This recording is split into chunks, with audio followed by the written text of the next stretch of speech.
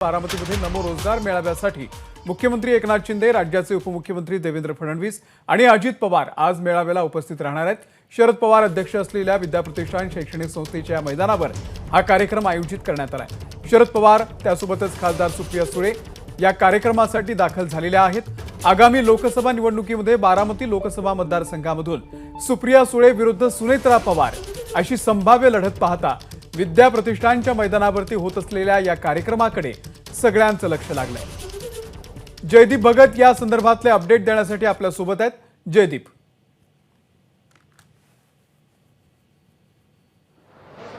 अमोल, सध्या मी आहे विद्याप्रतिष्ठानच्या मैदानावरती आणि याच ठिकाणी जो आहे तो भव्य रोजगार मेळावा, नमो रोजगार मेळावा पार पडतोय।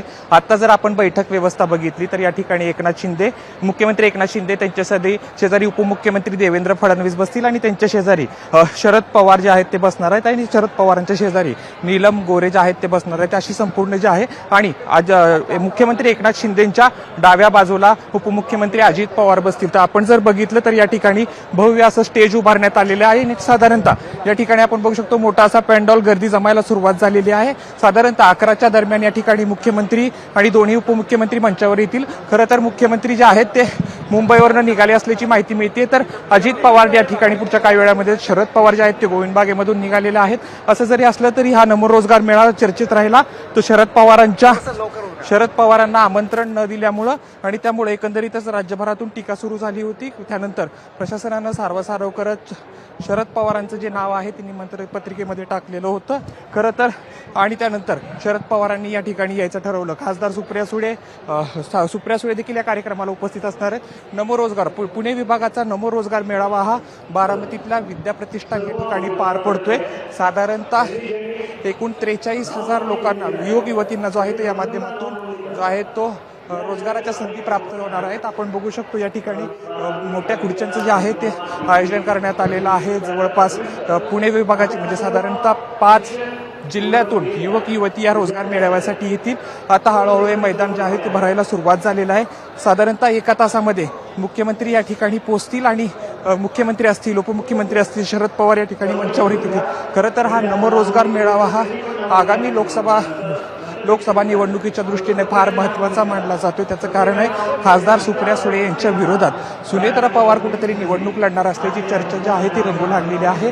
आणि हे जे आयोजन जे आहे ते बारामतीतील विद्याप्रतिष्ठानच्या मैदानावरती आयोजित केलंय। खरं तर या कार्यक्रमाला जे आहे ते उपमुख्यमंत्री आणि उपमुख्यमंत्री येणार आहेत आणि त्यांना जे चहापानाचं आमंत्रण आहे ते शरद पवारांच्या वतीने देण्यात आलेलं।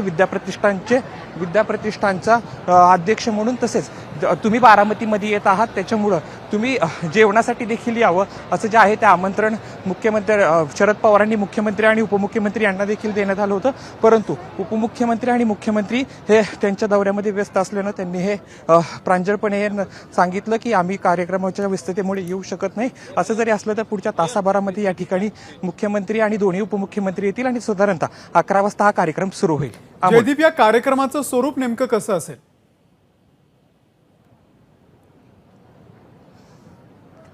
खरं तर सुरुवात 11:15 वाजता बारामती विमानतळावरती मुख्यमंत्री आणि उपमुख्यमंत्री येतील। त्याच्यानंतर ते मंचावरती येतील आणि मंचावरती आल्यानंतर खरं तर बारामतीमधले बस स्टँड असेल, पोलीस उपमुख्यालय असेल किंवा बारामती वसाहतीचं उद्घाटन जे आहे ते त्यांच्या पद्धतीनं ऑफलाईन पद्धतीने होणार होतं, परंतु कार्यक्रमामध्ये बदल करण्यात आला आणि हे उद्घाटन आता ऑनलाईन पद्धतीने होणार आहे।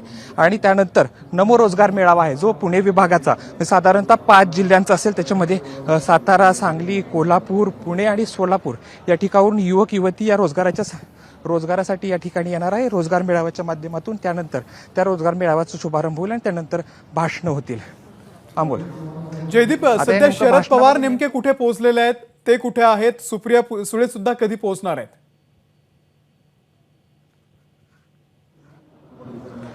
अमोल, आपल्याला जी माहिती मिळाली ती शरद पवार आणि सुप्रिया सुळे जे आहेत ते गोविंद बागेमधून निघालेले आहेत, परंतु ते विद्याप्रतिष्ठानचं ऑफिस आहे त्या ठिकाणी पोहोचले असल्याची माहिती आहे। पुढच्या काही वेळामध्ये अजून मुख्यमंत्री यायला साधारणतः पाऊण तास आहे। आपण बघू शकतो या ठिकाणी शरद पवारांच्या जो गाड्या आहेत ते या ठिकाणी आपल्याला आलेला पाहायला मिळत आहेत। शरद पवार या विद्याप्रतिष्ठान संस्थेचे अध्यक्ष आहेत आणि या ठिकाणी ते आलेले असते. सोबत उपाध्यक्ष ॲडव्होकेट प्रभुणे सर देखील आहेत आणि यांच्या गाड्या या ठिकाणी सभास्थळी दाखल झालेल्या आपल्याला पाहायला मिळतात. आपण बघू शकतो या दृश्यांच्या माध्यमातून शरद पवार विद्या प्रतिष्ठानचे अध्यक्ष आहेत आणि या अध्यक्ष नात्याने त्यांनी मुख्यमंत्री आणि उपमुख्यमंत्री यांना चहा पाण्यासाठी बोलवलं होतं आणि आता या ठिकाणी अजून मुख्यमंत्री आणि उपमुख्यमंत्री यांना या ठिकाणी यायला जवळपास 1 तास बाकी आहे. त्याआधीच शरद पवार या ठिकाणी आलेला आपल्याला पाहायला मिळतात.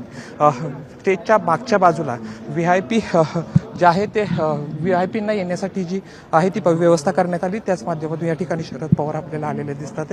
शरद पवारांसोबत विद्या प्रतिष्ठानचे उपाध्यक्ष देखील आहेत. प्रभुणे सर, ॲडव्होकेट प्रभुणे या ठिकाणी आलेले आहेत. शरद पवार माहिती घेत आहेत सध्या नेमकं कशा पद्धतीचा कार्यक्रम असणार आहे, किती वेळ लागेल, कशी सुव्यवस्था केलेली आहे. आणि आत्तापर्यंत जी आपल्याला माहिती मिळत होती ती या ठिकाणी शरद पवार आले. त्यानंतर ते विद्या प्रतिष्ठानचं जे मुख्य कार्यालय त्या ठिकाणी देखील काही वेळ थांबले होते. त्यानंतर आता कार्यक्रमस्थळी आलेले आहेत. जे अधिकारी आहेत ते शरद पवार यांना जे आहेत ते काही एबीपी माझा, उघडा डोळे बघा नीट.